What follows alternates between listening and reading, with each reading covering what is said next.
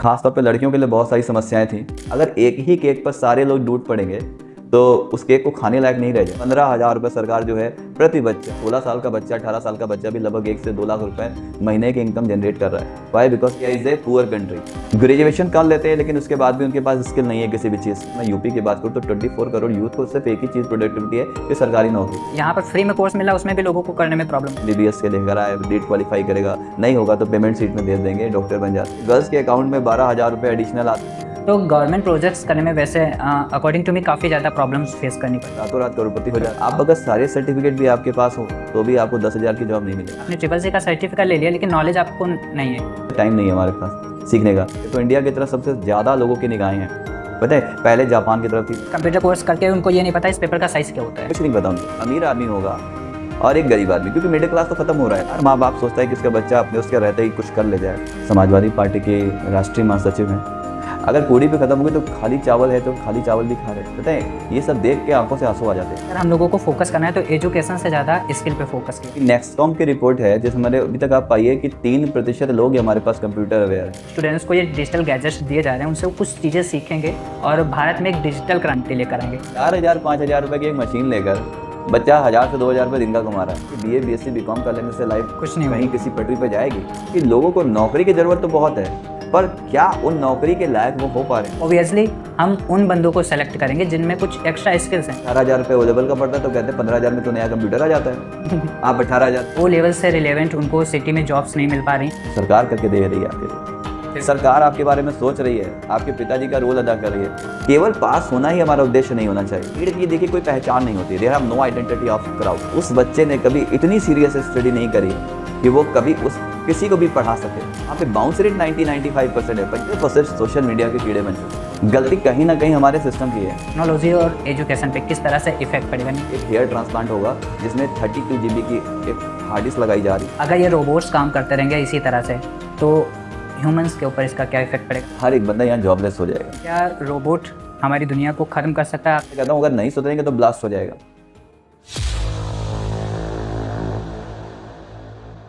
नमस्कार, आप देख रहे हैं सेक्टर एक्सपर्ट्स और यहाँ हर सफ़र एक कहानी है और हर कहानी एक सीख है। ये प्लेटफॉर्म है उन लोगों का जिन लोगों ने अपनी ज़िंदगी के हर मोड़ पर एक नया मुकाम हासिल किया है और अपनी ज़िंदगी के रास्ते खुद से बनाए हैं। मैं हूँ आपका होस्ट मोहित पांडे और आज हमारे साथ में है मिस्टर राहुल अवस्थी जो कि कंप्यूटर एजुकेशन में एक अच्छा खासा मुकाम बना चुके हैं। तो चलिए शुरू करते हैं उनके सफ़र की कहानी उन्हीं की जुबानी। नमस्कार सर, कैसे हैं? नमस्कार मोहित जी, सब अच्छा। काफ़ी अच्छा लगा सर आपसे मिलकर। और आज के इंटरव्यू में हम डिस्कस करने वाले हैं कंप्यूटर एजुकेशन से रिलेटेड जो हम लोगों का डिजिटल युग चला आ रहा है और बहुत से कोर्सेस नए नए लॉन्च हुए हैं जिनके बिना हम कह सकते हैं प्राइवेट जॉब या फिर गवर्नमेंट जॉब मिलना बहुत ही ज़्यादा मुश्किल हो चुका है। और बहुत से स्टूडेंट्स इसके लिए जागरूक नहीं हैं, कुछ जागरूक हैं लेकिन उनके पास कई सारी प्रॉब्लम्स हैं।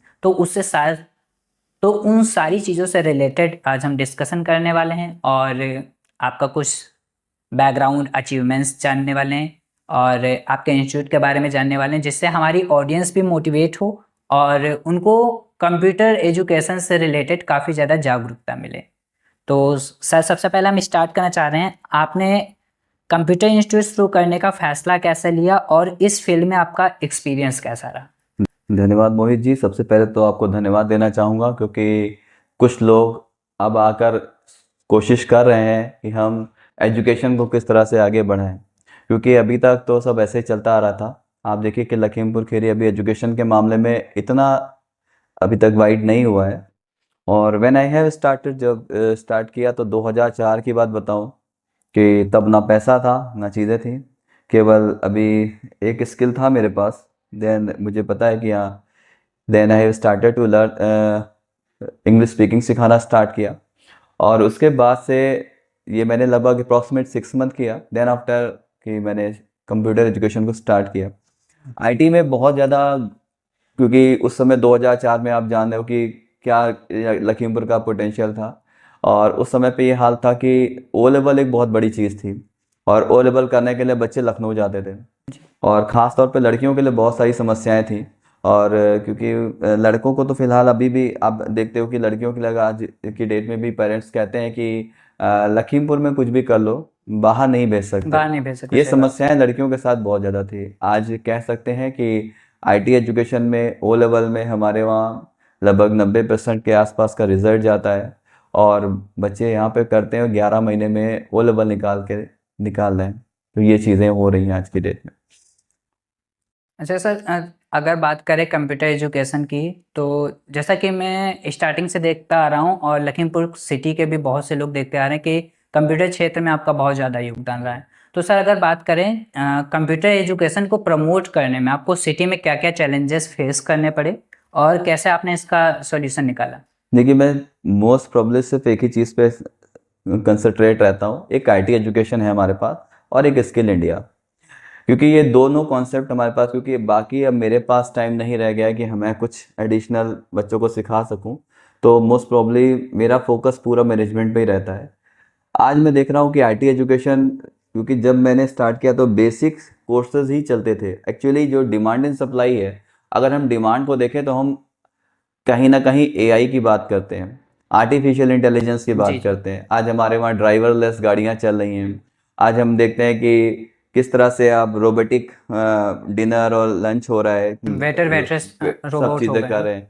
इवन हमारे जो शोफर्स हैं वो भी 5 स्टार होटल्स के बाहर सब रोबोट ही खड़े हैं। जी। मल्टीपल लैंग्वेज जानते हैं। आज हमारा सारी जितनी काउंसलिंग, जितनी भी फील्ड्स हैं, जितने हमारे कॉलेजेस इंस्टीट्यूशन, सब एआई से ही चल रहे हैं। तो अब मैं देखता हूँ कि आज की डेट में स्टूडेंट कहाँ पे खड़ा हुआ है।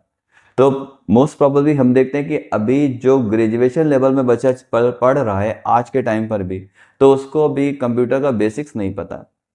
तो हम ये देखते हैं कि ये कैसे रिलेट कर पाएंगे, क्योंकि अगर आज के बॉलीवुड की मूवी, हमें हॉलीवुड की बात ही नहीं कर रहा, आज अगर बॉलीवुड की मूवीज की भी बात करिए, बाहुबली लाइक दैट, तो आप पाएंगे कि इसमें सब कुछ एनिमेशन बेस पे सब चल कुछ रहा है। वीएफएक्स काफ़ी ज़्यादा काम कर रहा है। सब कुछ एनिमेशन है, वीएफएक्स है। आज की डेट कोई में मूवीज बिना वीएफएक्स के बन ही नहीं रही, क्योंकि सब में अच्छा खासा है। तो मैं देख रहा हूँ कि इन स्टूडेंट का, ये जो यूथ हैं, जो एक पता नहीं किस तरह का उन्हें दिया गया है, उनको पता है कि हम अच्छी पढ़ाई करेंगे, अच्छी नौकरी मिलेगी, अच्छी पढ़ाई से, तो उनको एक्चुअली अनस्किल्ड है बहुत ज़्यादा।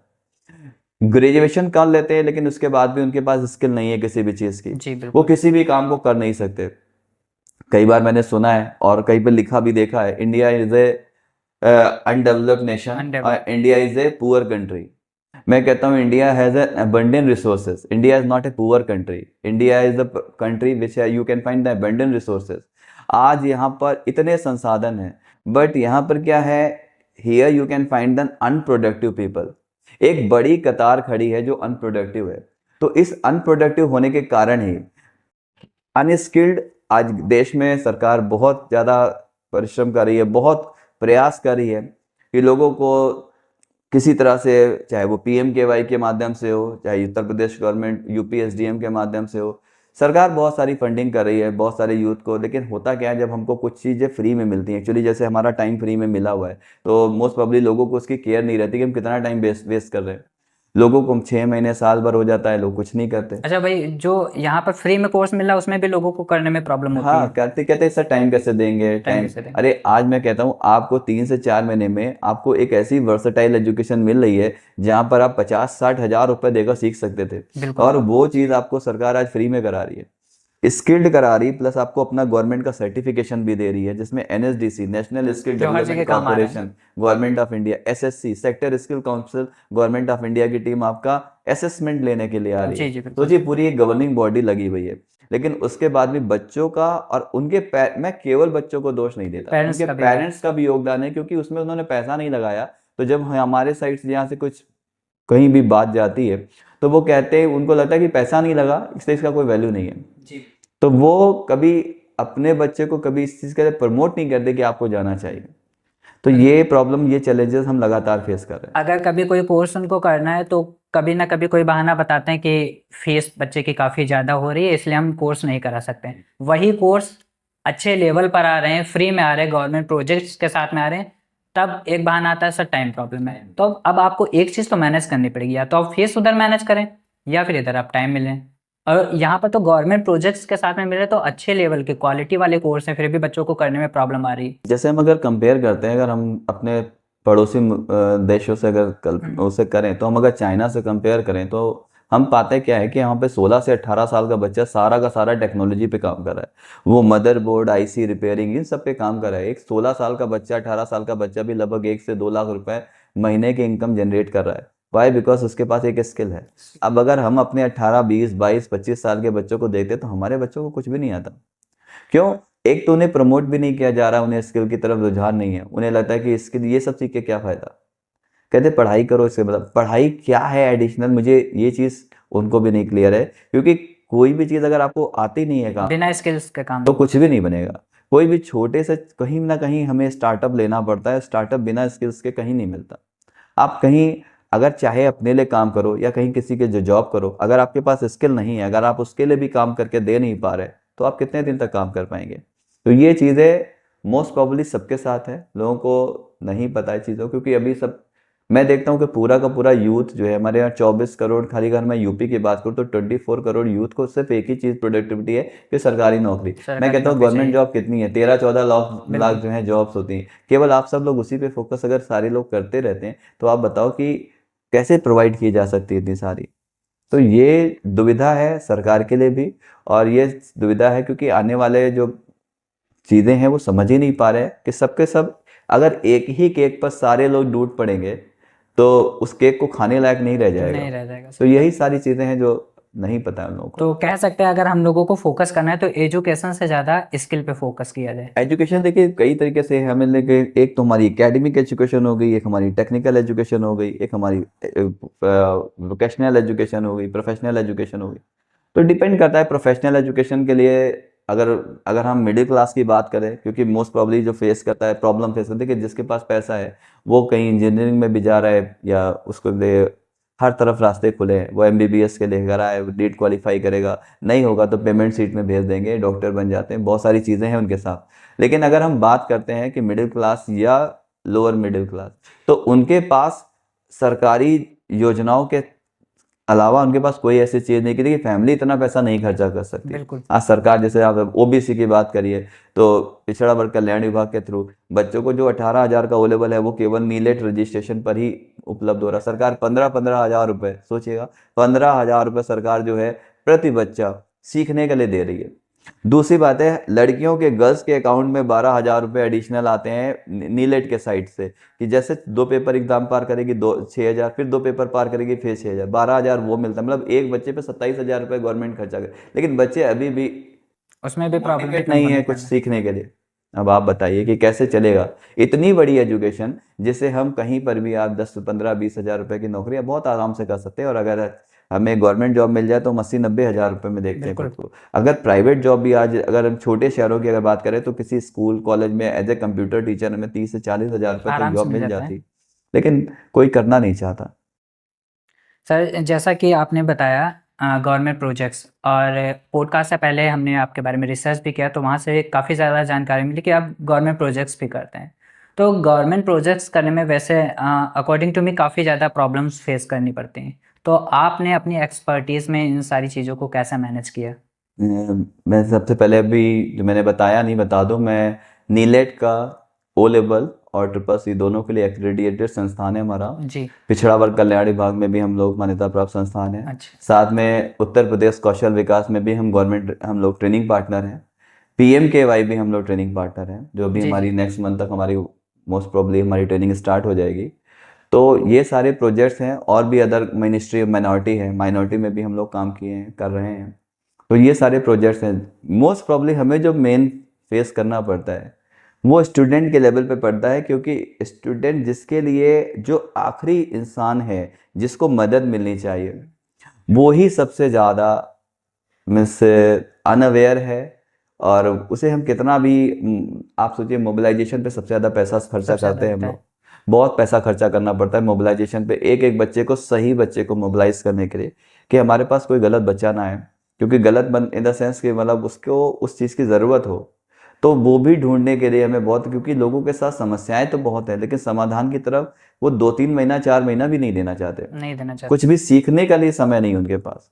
तो ये सबसे बड़ी विडंबना है, सबसे ज़्यादा दुख है इस चीज़ का, क्योंकि हर एक बच्चे को कुछ ना कुछ हमने भी कुछ सीखा है तभी हम यहाँ पे बैठ पाए हैं।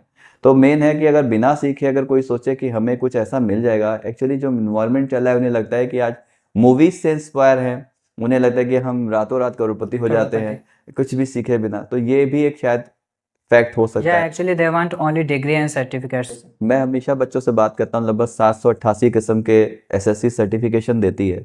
आप अगर सारे सर्टिफिकेट भी आपके पास हो तो भी आपको 10,000 की जॉब नहीं मिलेगी, नहीं मिलेगी जब लेकिन तक स्किल नहीं है आपके जी पास। अगर आपने स्किल को सीखा नहीं है। लेकिन अगर आपने उसमें से एक भी स्किल को बहुत अच्छी तरह से सीखा हुआ है, तो अगर आपके पास सर्टिफिकेट नहीं भी हो तो भी आप बहुत बेहतर पैसा कमा सकते हो। तो मेन चीज है कि अगर आपको आता है तब उस सर्टिफिकेट की भी वैल्यू है। अगर आपको आता नहीं, आपने ढंग से सीखा नहीं, आपने वैल्यू नहीं दी उस चीजों को, तो नहीं बनेगा काम।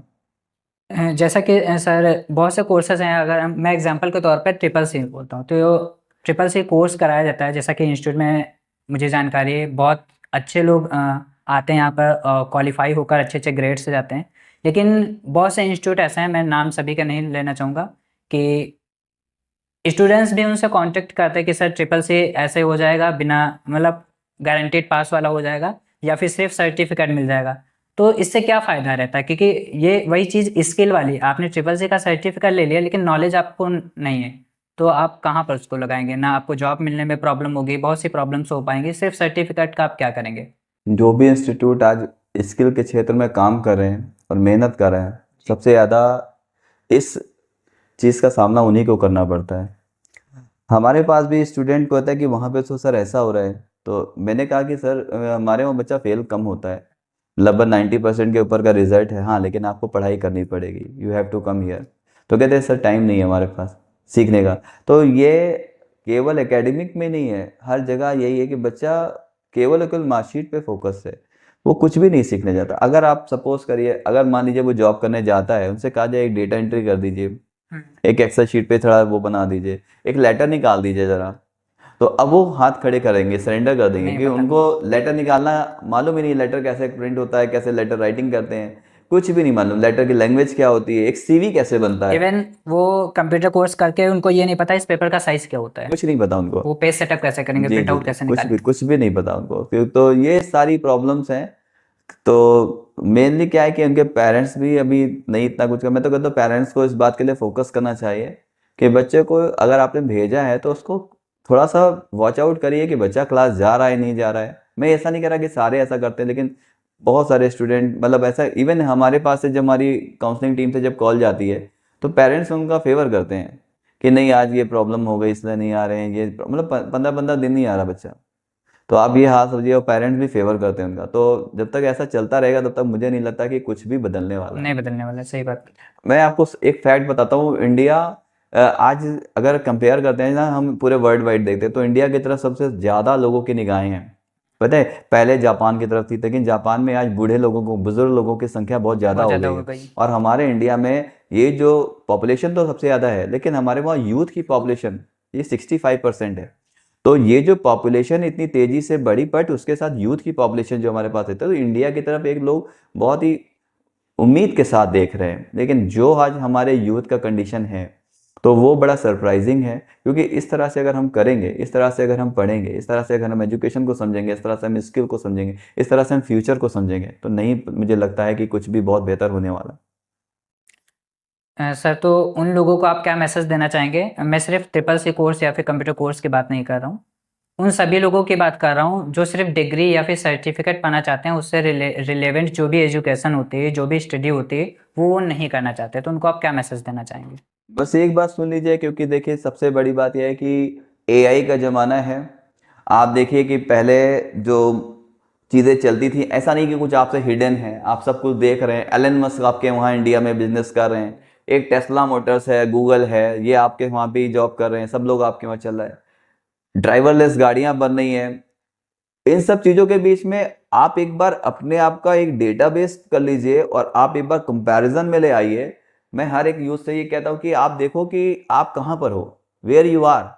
तो जब तक आप अपने आप को उस लेवल पे लाएंगे नहीं कि जो डिमांड आ रही है तो वो क्या है और हमारी सप्लाई चेन क्या है, क्योंकि अगर ये नहीं होगा तो एक गैप बन जाता है, गैप बन जाएगा बिल्कुल। तो ये गैप क्या होगा कि एक अमीर आदमी होगा और एक गरीब आदमी, क्योंकि मिडिल क्लास तो खत्म हो रहा है धीरे धीरे, क्योंकि एक जो आज की इकोनॉमी है वो बिल्कुल डेवलप। एक इंसान वो है जिसको वर्कर चाहिए और एक इंसान ऐसा है जिसको काम चाहिए। तो इस गैप में अब आपको ढूंढना है कि आपको बनना क्या है। मैं हर एक यूथ से यही कहना चाहता हूं कि अब कोई तीसरी चीज बची नहीं है आपके लिए।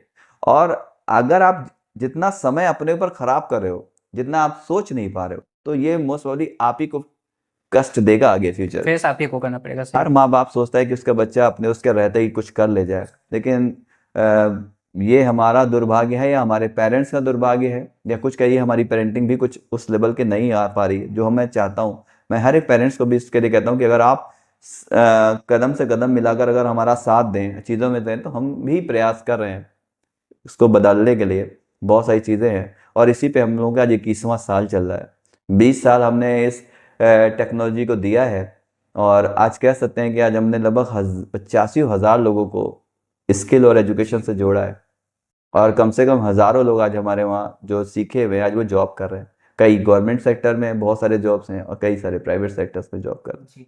जी सर, जैसा रिसर्च के मुताबिक मैंने आपके सोशल अकाउंट्स वगैरह देखे हैं, तो पता चला है कि आपका फैमिली बैकग्राउंड पॉलिटिकल है। तो अगर बात करें पॉलिटिकल बैकग्राउंड की, तो क्या इससे आपके कोई एजुकेशनल या फिर प्रोफेशनल पे, बिजनेस पे कोई असर आता है? देखिए, सीधी बात है, हमारी सिस्टर है और तृप्ति अवस्थी, जी। और आपको पता है कि समाजवादी पार्टी की राष्ट्रीय महासचिव हैं। और अगर आप मेरी बात करो तो मैं किसी भी पार्टी का कोई भी एक पार्टी से बिलोंग नहीं एक करते हैं। मतलब नॉर्मल सा जो एक सदस्यता होती है सदस्यता। वो भी आज तक मैंने नहीं ली। एक्चुअली क्या है, शायद समय ही नहीं मिल पाया या मुझे अच्छा नहीं लगता या मैं अपने आप को उन चीज़ों में देख नहीं पा रहा हूँ। तो अपना अपना एक वो है कि मुझे एजुकेशन से इतना ज़्यादा लगाव है, मैं स्किल में इतना ज़्यादा, मुझे समय ही नहीं मिलता किसी और चीज़ को देने के लिए। इसीलिए पॉलिटिक्स की तरफ मैं अपने आप को कहीं नहीं पाता।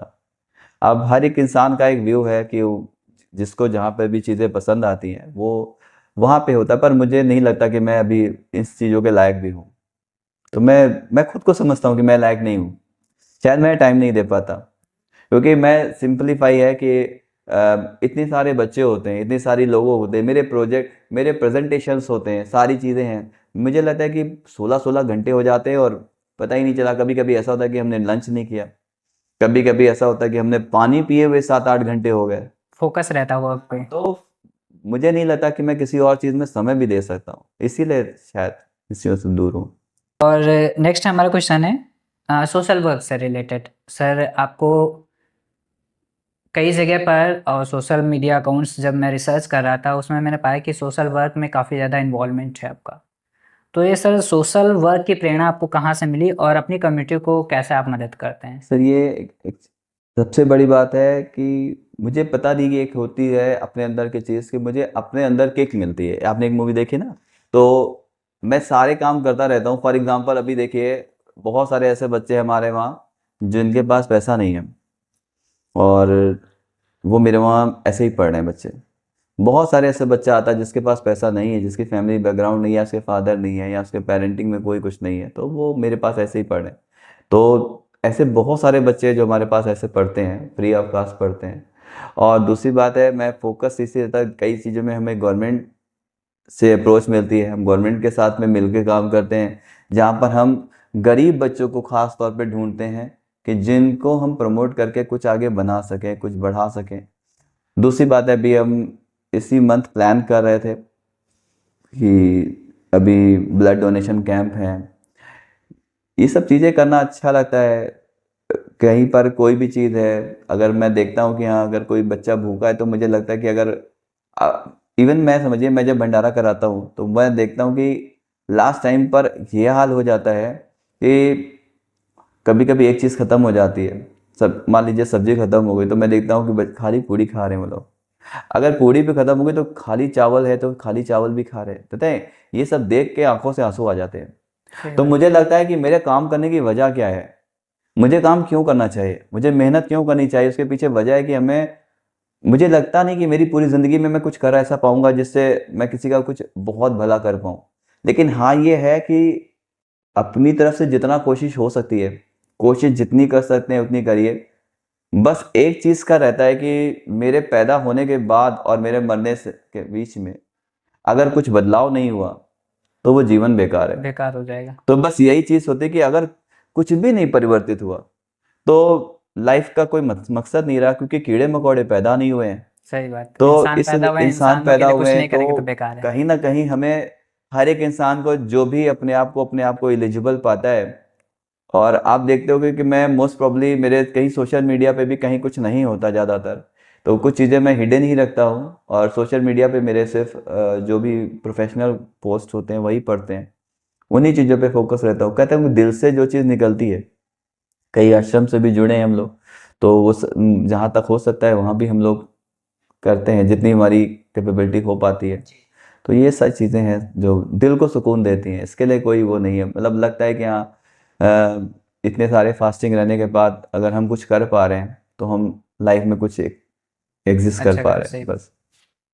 अच्छा सर, बात करें आज के डिजिटल युग की, तो जैसा कि आज का युग है डिजिटल होता जा रहा है, इसमें कंप्यूटर एजुकेशन का एक तरह से क्या इम्पोर्टेंस है, और आपको क्या लगता है कि इसके लिए लोग किस तरह से जागरूक हैं? देखिए सच बताओ कि अभी जागरूकता का जो परसेंटेज है वो बहुत ही कम है। अभी नेक्सकॉम की रिपोर्ट है जिस हमारे अभी तक आप पाइए कि 3% लोग ही हमारे पास कंप्यूटर अवेयर हैं, कंप्यूटर जागरूक लोग हैं। तो 97% पॉपुलेशन आज भी हमारे पास नहीं। अगर अनअवेयर मैं है। लखीमपुर खीरी में आसपास के गांवों की बात करूं, तो पूरे पूरे गांव में जहां 1200-1500 की पॉपुलेशन है, वहां पे शायद आप एक इंसान पाएंगे जो शायद ओ लेवल किया हुआ, मतलब उस लेवल का कंप्यूटर का ठीक ठाक कोर्स करे हुए 2-3 लोग मिल जाएंगे जो थोड़ा बहुत कंप्यूटर की। आप पाएंगे पूरे के पूरे गांव ऐसे हैं जहाँ पे अभी तक कोई शिक्षा का माहौल नहीं है। तो जिम्मेदारी बहुत बड़ी है, लेकिन इस चीज़ों को अब, क्योंकि इसको ज़रूरत से अगर कंपेयर करिए, जैसे अभी हमारे पास ये एक डिवाइस लगी हुई है, इवन समझिए कि सारी हर चीज़ें अब एआई टेक्नोलॉजी पे हम लोग कर रहे हैं, हर चीज़ें एआई से चल रही है। मतलब आप, इंसान कुछ कर ही नहीं रहा, सब टेक्नोलॉजी सब ओरिएंटेड टेक्नोलॉजी। युग चल रहा है, टेक्नोलॉजी से ही सारे काम हो रहे हैं। हम एक डिवाइस 10 लोगों का, 20 लोगों का काम कर रही है। ऐसे टाइम पर अगर कोई सोचता है कि हम टेबल के पीछे बैठ के काम करेंगे और हमको कुछ मिलेगा, तो मैं अपने यूथ से सिर्फ यही कहता हूँ कि लेबर वर्किंग पे ज़्यादा फोकस ना करें, क्योंकि लेबर वर्किंग से दुनिया में कुछ बहुत बड़ा होगा नहीं। नहीं होगा क्योंकि कुछ। लाइफ में सारी अगर चीज़ें आपको, डिजिटल होती जा रही हैं अब। जी सब डिजिटल है, हम आप बैठे हैं ये भी एक डिजिटल है। डिजिटल है। हर चीज़ें कहीं ना कहीं पे, हर चीज़ें पॉसिबिलिटीज तभी है अगर हम लोग डिजिटलाइजेशन को एक्सेप्ट नहीं करेंगे। देखिए changes is the law of nature, change होके रहता है, अगर हम एक्सेप्ट नहीं करेंगे तो हम खत्म हो जाएंगे वहाँ पे। जैसे वही सेम चीज़, आपके पास जो नॉलेज है वो हम आपसे इस तरह से पूछना है कि हमारी ऑडियंस को या फिर लोगों को उन तक ये जानकारी पहुंचे, लेकिन वही जानकारी आप हमसे शेयर कर रहे हैं, हम आपकी बात सुन रहे हैं। अगर डिजिटल युग ना होता या हमारे पास कोई भी ऐसी डिजिटल टेक्नोलॉजी, मोबाइल, यूट्यूब जैसी चीज़ें ना होते, तो हम उन तक कैसे पहुंचाते? कोई बिल्कुल संसाधन ही नहीं नहीं पहुंच होता। पाता, ना ही तो लोग समझ पाते। जी जी, और आज की डेट में आप देख लीजिए हमारा कितनी सारी कंटेंट, फ्री कंटेंट पड़ा हुआ है जो हमें बहुत कुछ सिखाता रहता है। जी बिल्कुल। तो आज आप सोचिए, आप सब लोग कितना प्रयास कर रहे हैं, कितनी मेहनत कर रहे हैं, अपने कीमती समय आप देते हैं लोगों को अवेयर करने के लिए, ये भी कोई छोटा मोटा काम नहीं जी। है। तो ये भी एक बहुत बड़ी सराहनीय काम है कि आप इतना समय देते हैं अपना, कि ये भी एक टाइप का सोशल वर्क है जिसपे आप लोग इतना काम दे रहे हैं। तो हर एक इंसान को इससे सोचना चाहिए कि हम, हर एक इंसान की एक हिस्सेदारी है, उसको पूरा करना है। जब तक वो डिजिटलाइजेशन को या टेक्नोलॉजी को एक्सेप्ट नहीं करेगा तब तक वो बहुत आगे नहीं बढ़ सकता। अगर आज ये कंप्यूटर से दूर आज के टाइम पर कोई है, तो मुझे लगता है वो कैसे कर पाएगा चीज़ों को, ये पॉसिबिलिटीज नहीं है। तो सर अगर देखा जाए, जो इससे पूर्व में गवर्नमेंट थी या अभी जो करंट टाइम में गवर्नमेंट थी, सभी ने कुछ ना कुछ डिजिटल गैजेट्स स्टूडेंट्स को दे रखे हैं। जैसे पिछली बार लैपटॉप आया था, टैबलेट, मोबाइल, सारी चीज़ें दी जा रही हैं स्टूडेंट्स को कि वो एक तरह से डिजिटल चीज़ों से जुड़ेंगे। लेकिन रिजल्ट क्या निकल रहा है? वही बच्चे स्क्रॉल कर रहे हैं रील्स, फेसबुक पे वीडियोस इधर उधर की पोस्ट कर रहे हैं। तो यहाँ पर किस तरह से उन चीज़ों को अग्री करना चाहिए कि स्टूडेंट्स ये गलत कर रहे हैं या फिर सही कर रहे हैं? क्योंकि जो गवर्नमेंट ने मोटिव क्या रखा होगा कि जिन स्टूडेंट्स को ये डिजिटल गैजेट्स दिए जा रहे हैं उनसे वो कुछ चीज़ें सीखेंगे और भारत में एक डिजिटल क्रांति लेकर आएंगे। लेकिन क्रांति कौन सी फैल रही है? रील्स को स्वेप करने की या फिर इधर उधर ट्रेंडिंग सॉन्ग्स पर रील्स बनाने की। इसके ऊपर आप क्या कहना चाहेंगे? सरकार बहुत प्रयास कर रही है। आप यकीन मानिए कि अभी हम लोगों ने 270 मोबाइल्स तो हमारे जी। इंस्टीट्यूट के माध्यम से वितरित किया गया, जो उत्तर प्रदेश कौशल विकास में माननीय मुख्यमंत्री जी की योजना के थ्रू जी मिला है। बहुत सारी चीज़ों में स्मार्टफोन्स मिल रहे हैं, कहीं पे कुछ और, तो बहुत सारे प्रयास किए जा रहे हैं। लेकिन अफसोस इस बात का है कि उसका जो प्रयोग और दुरुपयोग, दुरुपयोग जी ये चीज़ें पॉसिबिलिटी, आप देखिए जैसे रील्स बना रहे हैं, या मैं देखता हूँ कि मैं मोस्ट प्रॉब्ली जब कभी अपने किसी भी प्रोजेक्ट्स का कभी स्टेटस डालने चलता हूँ, अदरवाइज मेरा स्टेटस होता ही नहीं कभी कुछ। मैं हमेशा कहता हूँ, मैं देखता हूँ हर एक स्टूडेंट का कोई ना कोई स्टेटस पड़ा होता है। मैं हर एक स्टूडेंट से क्लास में भी कभी जब मैं महीने में भर एक बार मिलूं, तो मैं उनसे ये कहता हूँ कि आप लोग इतने सारे स्टेटस डालते हो, आपका फोकस इस समय स्टेटस बनाने पर होना चाहिए। जी बिल्कुल तो स्टेटस बनाने का समय है, क्योंकि ये जो हमारा टाइम चल रहा है, जो खास तौर पे 16 साल से 22 साल तक का टाइम बहुत कीमती है, और इसमें ही तय करा जाता है कि आप कहाँ जाओगे। कहाँ सिंप्लीफाई है, इसमें जो 6 साल है ये बहुत ही ज़्यादा, क्योंकि मैं देखता हूँ कि अगर इस पे काम कर लिया गया तो इंसान बहुत आगे जा सकता है। सर जो हमारा नेक्स्ट क्वेश्चन है ये गवर्नमेंट प्रोजेक्ट्स को लेकर है, जैसे कि आपके जो गवर्नमेंट प्रोजेक्ट्स होते हैं इनका देश के इंफ्रास्ट्रक्चर या लोगों के जीवन पर कैसा प्रभाव पड़ता है? देखिए, सारी चीज़ें इंफ्रास्ट्रक्चर पे ही की जा रही हैं। आप सोचिए, गवर्नमेंट इस समय बहुत सारे ऐसे प्रोजेक्ट चला रही है जहाँ पे इंफ्रास्ट्रक्चर के लिए ही काम हो रहा है। आज समझिए, हमारे वहाँ इलेक्ट्रिशियन की ट्रेनिंग हो रही है, बच्चों को इलेक्ट्रिशियंस की ट्रेनिंग दी जा रही है। वो बच्चे जो इलेक्ट्रिशियन बनते हैं, आज उनको शॉपिंग मॉल्स या हर जगह, जो ये वो बच्चे हैं जो स्कूल ड्रॉप आउट्स हैं, या कुछ नहीं कर पा रहे अपनी ज़िंदगी में, कोई संभावना नहीं है, कहीं पे कोई कुछ भी नहीं कर पा रहे, तो उन बच्चों को हम लोग ट्रेनिंग करवा रहे हैं। ऐसी बहुत सारी ट्रेनिंग्स हैं जो कंप्यूटर ट्रेनिंग्स हैं, जहाँ पे हम लोग ट्रेनिंग करा रहे हैं, डेटा एंट्री ऑपरेटर, या तो बहुत डेटा एंट्री के जॉब्स हैं जो इंफ्रास्ट्रक्चर में हम लोग प्रोवाइड कर रहे हैं, जहाँ पे कई ऐसी कंपनियां हैं, जहाँ जियो है, या बहुत सारी जगह है जहाँ पे वो डेटा एंट्री का काम, कहीं सरकारी प्रोजेक्ट्स पे काम कर रहे हैं, कहीं अनुदेशक भर्ती में जा रहे हैं, ऐसे बहुत सारी जगह पे जा रहे हैं। तो ये जितने भी गवर्नमेंट प्रोजेक्ट्स चल रहे हैं, वो कहीं ना कहीं पे इंफ्रास्ट्रक्चर पे ही काम हो रहा है। तो ये हर प्रोजेक्ट कहीं ना कहीं एक दिशा के लिए पहले से तय है कि हमें किस फेज में जाना है, कहाँ पे ये जो इतना बच्चा हम लोग निकालेंगे इन सेक्टर्स का, ये से कहाँ जाएंगे। आप एक छोटी सी बात सोचिए कि एक बच्चे ने फैशन डिजाइनिंग सीख लिया, अब उसने अभी अगर आप फैशन डिजाइनिंग वैसे सीखना चाहिए तो 2 से 3 लाख रुपए लग जाता है। लग जाता है आराम से। आज फैशन डिजाइनिंग सरकार फ्री ऑफ कॉस्ट करा रही। मुझे तो तकलीफ इस बात की होती है कि बच्चे उसमें भी नहीं आते। तो आप सोचो कि एक 4,000 5,000 रुपए की एक मशीन लेकर बच्चा 1,000 से 2,000 रुपए दिन का कमा रहा है, एक मशीन लेकर। और अगर उसने फैशन केवल स्विंग सीख ले, टेलरिंग सीख ले, तो भी कमा रहा। ब्यूटिशियन की ट्रेनिंग चल रही है, आप उसको अच्छी तरह से ट्रेनिंग करके आप अपना पार्लर खोल सकते हैं। और आप सोचिए, एक एक मेकअप का मैं देख रहा हूँ कि लोगों को 30,000 40,000 50,000 रुपए ब्राइडल मेकअप का लिया ब्राइडल जाता मेकअप है। का लिया जा रहा है। अरे मरे से बड़ा मैं ये कहता हूँ, 60,000 से 1 लाख रुपए, नहीं कुछ तो 30,000 रुपए 40,000 रुपए, जो इंसान कुछ भी नहीं कर रहा, जिसके घर में कुछ भी नहीं आ रहा, वो 30 से 50,000 बहुत आसानी से कमा रहा है। आसानी से कमा तो सकते हैं। ये पॉसिबिलिटीज हुई है क्योंकि गवर्नमेंट बहुत सारी चीजें कर रही है। एक बात मैं कहता हूँ, शायद थोड़ा पेरेंट्स को अच्छा नहीं लगता और बच्चों को भी अच्छा नहीं लगता। मैं कहता हूँ, जैसे मान लीजिए 18,000 रुपए ओ लेवल की फीस है। आपको पता है कि मैं बच्चों से कहता हूँ कि बेटा, आपके परिवार में आपके पिताजी नहीं दे पा रहे हैं आपको, जो सच है वो बिल्कुल मैं बोलता हूँ। उनको पता है कि जरूरी है, सभी सरकारी नौकरी में मांगा जाता है, फिर भी वो नहीं कर पा रहे आपके लिए, वो सरकार करके दे रही है आपके लिए। सरकार आपके बारे में सोच रही है, आपके पिताजी का रोल अदा कर रही है, बच्चा तब भी नहीं सुधर रहा है।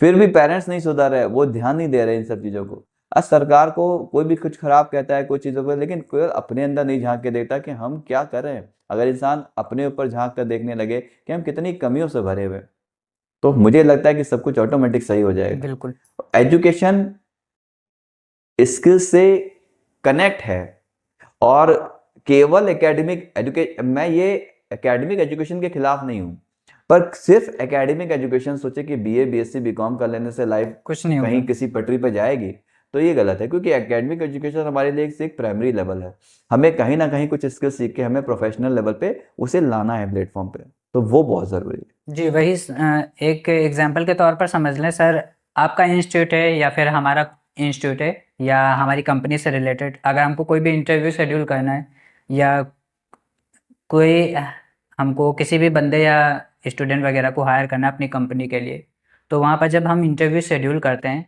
तो कई लोग आते हैं इंटरव्यू देने के लिए। अब हमको कई लोगों को नहीं सेलेक्ट करना है, सिर्फ 1 या 2 पर्सन को सेलेक्ट करना है। जब एजुकेशनल क्वालिफिकेशन सभी के देते हैं तो बीए, बीएससी, बीकॉम सभी के कॉमन है। उनमें से अगर हमको लग रहा है किसी में एक्स्ट्रा स्किल्स है, किसी को वीडियो एडिटिंग आती है, किसी को ग्राफिक्स डिज़ाइनिंग आती है, कोई अच्छा मैनेजमेंट कर लेता है, स्किल आती है, तो ऑब्वियसली हम उन बंदों को सेलेक्ट करेंगे जिनमें कुछ एक्स्ट्रा स्किल्स हैं। भले आपके जो एकेडमिक क्वालिफिकेशन है उसमें आपके मार्क्स अच्छे हैं, उन सभी से हायर है, लेकिन जिसके पास अच्छी स्किल्स होगी, जो हमारे लिए वीडियो एडिटिंग कर सकता है। बीएससी तो उसने भी की है, बीएससी आपने भी की, लेकिन उसके अंदर एक अलग स्किल है कि वो हमारे लिए वीडियो एडिटिंग भी कर सकता है। तो हमारी कंपनी में सपोज दैट बाई चांस कोई भी ऐसा काम आ जाएगा जो वीडियो एडिटिंग वाला होगा, तो वो बंदा हमारे लिए करके देगा, तो ऑब्वियसली हम उसका सिलेक्शन करेंगे। तो यहाँ पर वो लोग नहीं सीखते कि हमको एकेडमिक क्वालिफिकेशन के साथ साथ में स्किल्स भी सीखनी चाहिए। आप सोचिए इतने सारे जॉब हैं आज हमारे पास। मैं अपनी बात करूँ तो सिर्फ आज मुझे काउंसलर चाहिए अपने लिए, और एक नहीं कई सारे। तो उनके साथ क्या है कि उनका कम्युनिकेशन अच्छा हो, वो किसी के साथ इंटरेक्शन करें, किसी को अपने कोर्सेज के बारे में इन्फॉर्म कर पाएँ, प्लस उनको मतलब प्राइमरी कंप्यूटर लेवल आना चाहिए, ताकि उसे डेटा अगर पे काम करना है, डेटा एंट्री करनी है, एक्सेल शीट पे बनाना है कुछ, तो एटलीस्ट उतना आना चाहिए। या कभी फॉर्म ऑनलाइन करने हैं, गवर्नमेंट के फॉर्म्स हैं, CCC अवेलेबल है, या कोई गवर्नमेंट प्रोजेक्ट है, तो वो उसे आना चाहिए। हम सिखा देंगे, लेकिन एटलीस्ट कंप्यूटर का बेसिक्स आना चाहिए उसे। बेसिक आना चाहिए। तो हमें आज वो नहीं मिल पा रहे अच्छे। दूसरी बात ये, आज की डेट में आज मुझे अपने लिए डेवलपर चाहिए, मुझे सॉफ्टवेयर डेवलपर चाहिए, वेब डेवलपर जो ऐप के साथ में कर सके। हमें अपना खुद का फंडामेंटल्स कुछ हम लोगों ने प्लानिंग्स हैं, उसके लिए ढूंढ रहे हैं। हम अच्छी हैंडसम सैलरी दे रहे हैं, पर पूरे लखीमपुर तो छोड़ दीजिए, हमें सीतापुर तक कोई अच्छा ढंग का बंदा नहीं मिल रहा है, कोई ऐसा नहीं मिल रहा जो हमारे साथ मिल के काम कर ले, जिसे हम हायर कर पाएँ। तो ऐसे बहुत सारे प्रोजेक्ट्स हैं। आज पता ही मार्केटिंग में मैंने कम से कम, मेरे पास 15 जॉब्स हैं मार्केटिंग के लिए हैं, जिसमें मुझे अपनी चीज़ों को अपनी लैपटॉप देके केवल एक कॉल सेंटर पे जॉब लगानी है। तो आज केवल एक प्रेजेंटेशन करना है, हमारे वेबसाइट का प्रेजेंटेशन करना है, उसमें वो लोग बहुत, और हम पूरा सिखाते हैं, लेकिन वो जब किसी को बताना स्टार्ट, जॉब की ज़रूरत सबको है, लेकिन जब हमने काम बताना शुरू करते तो उन्हें पाते हैं कि हम इस काम के लायक नहीं हैं, वो काम को कर ही नहीं पा रहे। तो यही चीज़ मैं आपसे बता रहा हूँ कि लोगों को नौकरी की ज़रूरत तो बहुत है, पर क्या उन नौकरी के लायक वो हो पा रहे हैं? तो वो स्किल के लायक ही नहीं, उनके पास वो स्किल ही नहीं। कि लोग कहते हैं कि जॉब नहीं है, बड़ी बड़ी कंपनियां कहती हैं हमें स्किल्ड बंदे नहीं मिल रहे हैं, हजारों वैकेंसीज खाली पड़ी हैं, ढूंढा जाता है कि यार जॉब बहुत सारी खाली हैं, लेकिन उन जॉब के अकॉर्डिंग बंदे नहीं हैं। कई जगह पे पाइथन के लिए लोग चाहिए, कई जगह पे सॉफ्टवेयर डेवलपमेंट के लिए लोग चाहिए, कहीं पे ऐप और वेब के लिए चाहिए, कहीं डिजिटल मार्केटिंग के लिए कितने सारे लोग चाहिए। तो किसी को कुछ भी नहीं आता, और हमारे वहाँ कोई कुछ सीखना भी नहीं चाहता।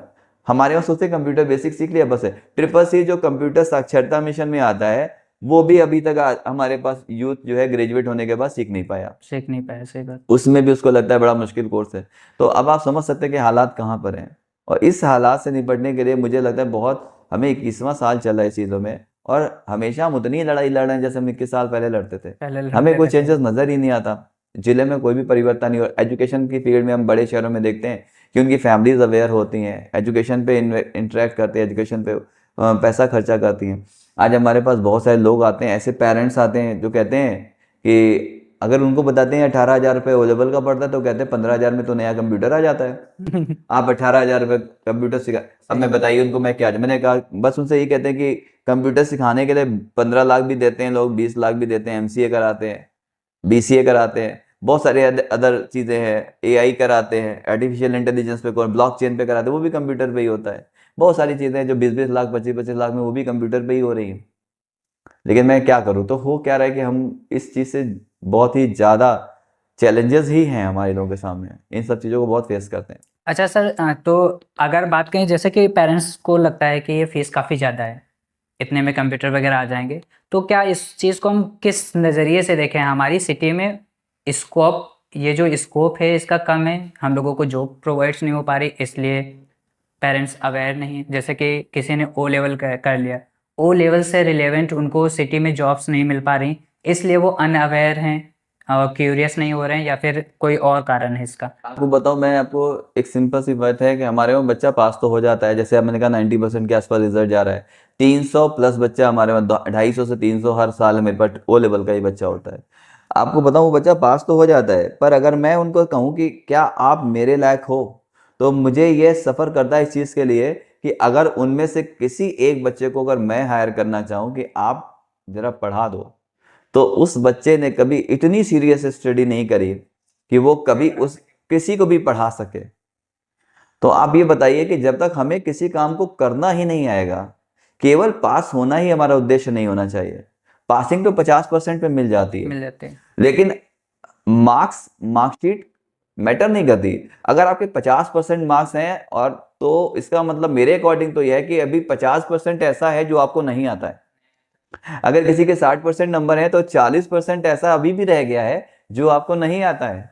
अगर 70 भी आ गए, तो तो 30% 30% ऐसा आता है है, जो अभी आपको नहीं आता। 90% में भी लोग बहुत खुश होते हैं, कूदते हैं, लेकिन अभी भी 10% नहीं 10% आता। ऐसा है जिसमें आप अच्छे नहीं हो पाए।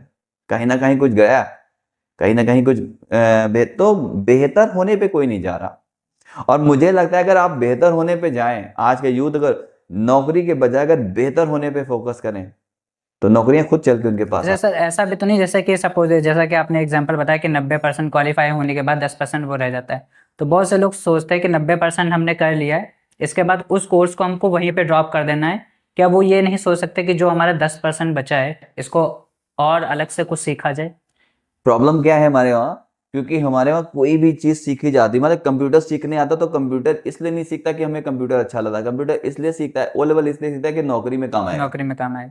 केवल उसको कंप्यूटर से प्यार नहीं है, उसको सिर्फ नौकरी के लिए चाहिए। अब पता है, जैसे ओ लेवल कर लिया, फॉर एग्जाम्पल आज हमने अभी आपसे कहा कि 24 करोड़ के आसपास हमारी पॉपुलेशन है हमारे यूपी की। जैसे ही बच्चा ओ लेवल क्वालिफाई करता है, तो आप मान के चलिए लगभग वो 1 से 2 लाख के अंदर हो जाता है। मतलब वो एक रेयर पीस बन जाता है। मतलब मान के चलिए 5 लाख के अंदर तो आ ही गया। 5 लाख से ज्यादा ओ लेवल क्वालिफाइड लोग नहीं है यूपी में। तो अभी हम 24 करोड़ में आ रहे थे और एक छोटी सी चीज कर ली, अब हम 5 लाख में काउंटेड है, यानी हमारी लड़ाई अब 5 लाख लोगों में है। जिस दिन वो ओ लेवल से, अब उसके पास एक ऐसी चीज होगी जिससे वो और रेयर हो सकता है, अगर वो ओ लेवल से जाकर एक स्टेप आगे बढ़ जाए और ए लेवल पे चला जाए, तो पता चलेगा कि हमारे पास सिर्फ 10,000 लोग ही हैं जो ए लेवल क्वालिफाइड है पूरे उत्तर प्रदेश में। यानी अब यूपी के 10,000 लोगों में उसकी गिनती है। तो अब बताइए जॉब होगा कि नहीं होगा। तो ये जो छोटा सा मैथमेटिक्स कैलकुलेशन है, लोग नहीं निकालते हैं। मैं हमेशा लोगों से कहता हूं कि हमेशा भाग रहे हैं, कभी प्रोफेशनली अपने डेटाबेस को एक्यूरेट एनालाइज नहीं करते, कभी रेयर बनने पे फोकस नहीं करते। अगर आप रेयर है तो डेफिनेटली आपकी रिक्वायरमेंट हर जगह है। अगर आप भीड़ का एक हिस्सा हो, तो कोई भी नहीं पूछ रहा आपको।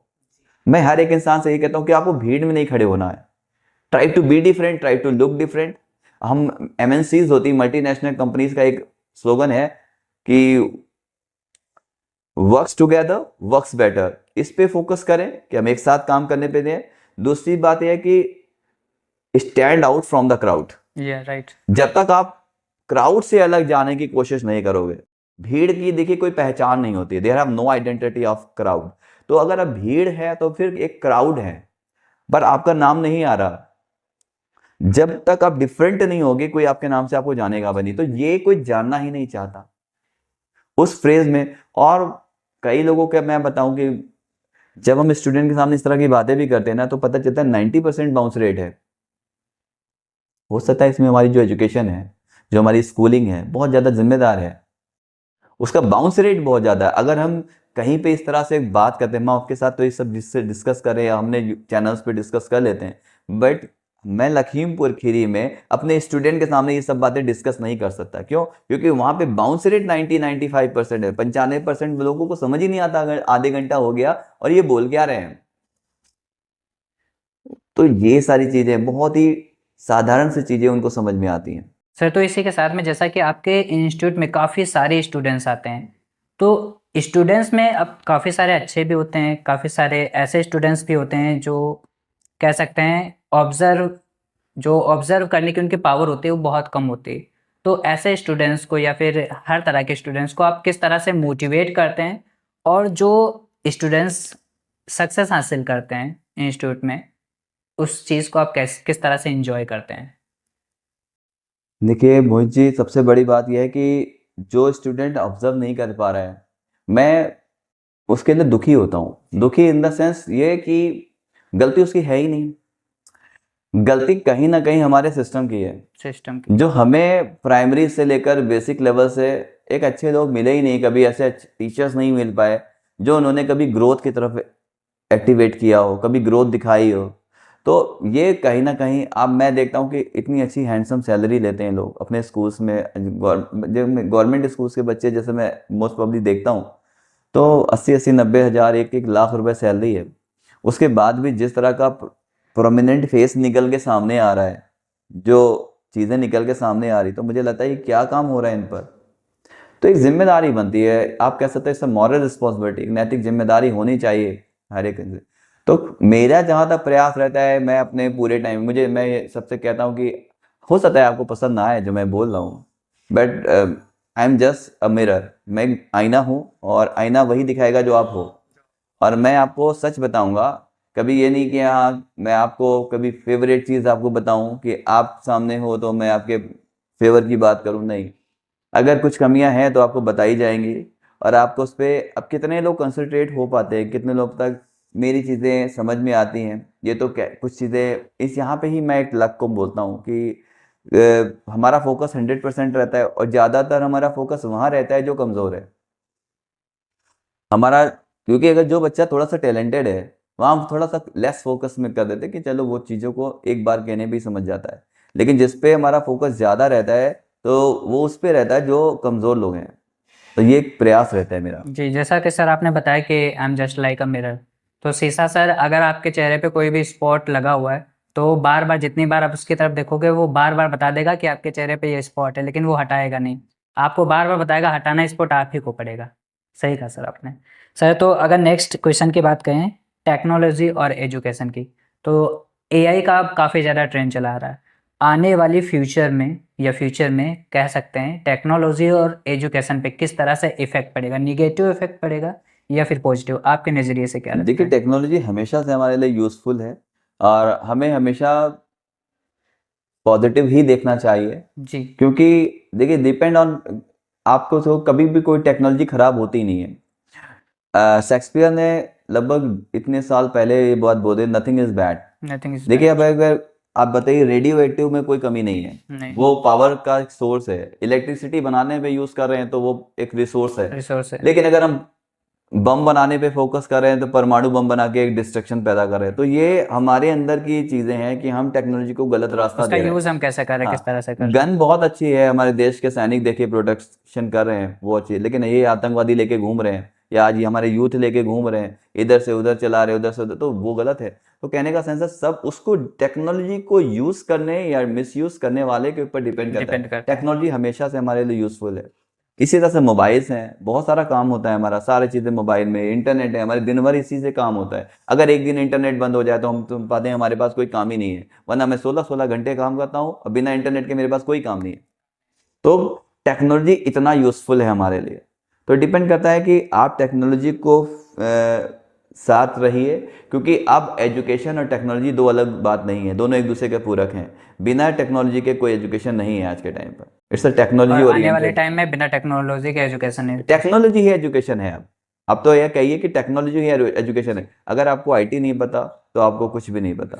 हर चीज़ आईटी पर है। अगर आज की डेट में कंपटीशन क्लासेस भी हैं, देखिए आपने डेट में सारी चीज़ें आपको नेट पे मिलती हैं, यूज़र आईडी पासवर्ड मिलता है, उसी पे सारे सब आपके आपको अपने आप प्रोसेस सारे करने पड़ते सब हैं। कुछ उसी पे चल रहा है। अगर आपको नहीं मालूम तो आप उसे खोल नहीं पाएंगे, कहीं पे कोई भी सोल्यूशन नहीं कर पाएंगे। पॉसिबिलिटीज नहीं है बिना टेक्नोलॉजी के आज। सर जैसा स्टार्टिंग में आपने बताया था कि एआई से जनरेटेड रोबोट्स आ रहे हैं, रोबोट्स सारे काम कर रहे हैं। तो अगर ये रोबोट्स काम करते रहेंगे इसी तरह से, तो ह्यूमंस के ऊपर इसका क्या इफेक्ट पड़ेगा? वो पूरी तरह से लेजी हो जाएंगे या फिर उन्हीं के ऊपर डिपेंड हो जाएंगे? किस तरह से आप ऑब्जर्व करते हैं देखिए, इस चीज़ को? ह्यूमन डिपेंडेंट नहीं होता, जो टेक्नोलॉजी पे का यूज़ कर रहा है, जो बंदा यूज़र है टेक्नोलॉजी का, जी। उसका माइंड बड़ा शार्प है। तो जिसका माइंड बहुत शार्प है वो ये सोचता है कि हम 1,000 आदमियों का काम एक मशीन से कैसे करें, तो वो उसका माइंड। लेकिन हाँ, ये एक चीज़ है, मैं बच्चों से भी बोलता हूँ कि अब हमारे वहाँ बात क्या चल रही है, जिस पे जैसे फॉर एग्जांपल अभी मैंने नाम लिया एलन मस्क का, वो उनकी जो कंपनी है उस पर करी है, ह्यूमन ब्रेन पे रिसर्च करी है। एक हेयर ट्रांसप्लांट करने की बात चली, एक हेयर ट्रांसप्लांट होगा जिसमें 32 GB की एक हार्ड डिस्क लगाई जा रही है। उसे ह्यूमन को एक सुपर ह्यूमन बनाने पर, और ये भी मान लीजिए आप 5 से 10 सालों में आप देखेंगे ऐसा होगा। और एक चीज़ मानिए कि अगर ऐसा हुआ तो सोचिए कि अब आप कहाँ जाएंगे, ये मैं हर एक स्टूडेंट से मैं पूछता हूँ, क्योंकि वो तो एक नॉर्मल एक इंसान से लड़ाई नहीं लड़ पा रहे। और अगर हम सुपर ह्यूमन की बात करें तो अभी तक मूवीज में देखते हैं कि जैसे ऐसा सुपर रोबोट ह्यूमन रोबोट होते जो हैं, वगैरह। सुपर ह्यूमन होते हैं। तो आप सोचिए 32 GB में हम पूरे के पूरे दुनिया भर के जितने भी ग्रंथ हैं हम डेटाबेस के अगर थ्रू करें तो सब कुछ उसी में आ सकता है। तो इंसान सोचिए इंसान कितना प्रोडक्टिव हो जाएगा, और जो इंसान इसको सोच रहा है वो ऑलरेडी कितना प्रोडक्टिव है। तो हम सोचे कि दुनिया जा कहाँ रही है और फिर सोचे कि हम कहाँ पर हैं, तो हमें बहुत सारा काम है करने के लिए। हम अगर रील्स को और स्टेटस पे जरा कम फोकस करें, सोशल मीडिया ये जितना भी हम यूज कर रहे हैं जितना, तो उसको थोड़ा सा कम, क्योंकि आप 15 मिनट दे दीजिए, मैं ठीक है आप ज़्यादा टाइम देना चाहते आधा घंटा दे दिए, पर आधा घंटा को सिक्योर कर लीजिए कि हमें फेसबुक इंस्टा या कोई भी चीज़ों को यूज़ करना है तो हमें आधे घंटे से ऊपर नहीं देना। वाई? बिकॉज हमें स्टूडेंट और हमें कुछ गेन करना है। आपका करियर अभी नहीं बना है, आप एक, तो मुझे लगता है आप अपने आप को पंच कर लीजिए कि मुझे आधे घंटे से ऊपर, मतलब आप यूज़र बनिए, ये ना हो कि वो चीज़ें आपका यूज़ कर रही है। ठीक है, तो ये चीज़ों को ध्यान देना पड़ेगा, क्योंकि आज मुझे लगता है कि 6.5 से 7 घंटा, या आप कहिए शायद इससे थोड़ा ज़्यादा ही है हमारे छोटे शहरों में खास तौर पर, कि लोग मोबाइल पे सिर्फ और सिर्फ सोशल मीडिया के कीड़े बन चुके हैं। बिल्कुल सही। आप वो जो डेटा मिलता है वो उसी में फंसे रहते हैं, वो कुछ भी मतलब फोकस नाम की कोई चीज़ नहीं है। और कोई भी काम करने के लिए आपको फोकस होना बहुत, और केवल फोकस से काम नहीं चाहिए, एक्सेसिव फोकस चाहिए। कुछ भी ब्रेक करने के लिए एक्सेसिव फोकस चाहिए, छोटा मोटा फोकस से भी कुछ नहीं मिलने वाला, क्योंकि आज बहुत तेजी से लोग आगे बढ़ रहे हैं। अगर आप उनके साथ में कहीं से भी कुछ जाना चाहते हो तो आप एक्सेसिव फोकस की जरूरत है। सर अगर बात करें रोबोट की, तो क्या रोबोट हमारी दुनिया को खत्म कर सकता है? आपके नज़रिए से क्या है? देखिए खत्म क्या कर सकता है, अगर हम सुधरेंगे नहीं तो धीरे धीरे हर एक बंदा यहाँ जॉबलेस हो जाएगा। जी। अभी फॉर एग्जांपल अभी मैंने एग्जांपल दिया कि अब रोबोटिक गाड़ी चलेगी, अब 0% एक्सीडेंटल है, लोग ड्रिंक करके ट्रक चला रहे हैं, बस चला रहे हैं। आप देखिए कि हमारी रोडवेज की कितनी बसें हैं, कहीं कहीं इधर लड़ रही हैं, कहीं इधर एक्सीडेंट कर रही हैं, डेली एक्सीडेंटल केसेस। अच्छा वहां पे आपने अभी तक जितने भी टेस्ट में सैकड़ों किलोमीटर की वो करी है और 0% एक्सीडेंटल है। एंड जो जीपीएस बता देता है कि क्राउड कहाँ पर है, कहाँ पे है, दूसरे रास्ते से निकलना है, वो सब कुछ बता देता है, वो उसी रास्ते को ट्रैक करता है। तो अब बता रहा हूँ कि आप सोचिए कि एक वो 2030 तक लॉन्चिंग के बाद आज हमारे पास ड्राइवर्स तो खत्म हो जाएंगे, ड्राइवर्स की जरूरत किसे है? काउंसलिंग का भी कोई आवश्यकता नहीं रह रही है, धीरे धीरे खत्म होता जा रहा है, ये भी जॉब खत्म होता जा रहा है। वेटर शोफर्स इनके सब भी जॉब खत्म होते जा रोबोट रहे होते हैं। जा रहे हैं। तो धीरे धीरे देखिए कि अगर हम लेबर क्लास की तरफ फोकस करते रहेंगे, अगर हम मैकेनिज्म फोकस नहीं करेंगे, टेक्नोलॉजी सीखेंगे नहीं, अगर हम टेक्नोलॉजी को ड्राइव करना नहीं सीखेंगे, तो मुझे नहीं लगता कि हम कोई बहुत आगे बढ़ने वाले हैं। तो पूरी जिंदगी खतरे में है, और ये समझे पूरे यूथ का करियर, क्योंकि हम 145 करोड़ के समथिंग हो चुके हैं। तो आप सोचिए सबसे ज्यादा सफर तो इंडिया को करना है, अगर हम नहीं सुधरे तो एक ब्लास्ट होने वाला है। तो मैं हर एक इंसान से कहता हूं अगर नहीं सुधरेंगे तो ब्लास्ट हो जाएगा। तो सबसे बड़ी बात है अवेयरनेस की आवश्यकता है, टेक्नोलॉजी को सीखने पे फोकस करिए, टेक्नोलॉजी को ड्राइव करना सीखिए। टेक्नोलॉजी आपको ड्राइव करने लगेगी तो उस दिन आप गुलाम हो जाएंगे टेक्नोलॉजी के। बिल्कुल। आप टेक्नोलॉजी को ड्राइव करना नहीं सीखे तो आपको टेक्नोलॉजी ड्राइव करेगी, तब आप सोचिए कि कितनी खतरनाक स्थिति में होंगे।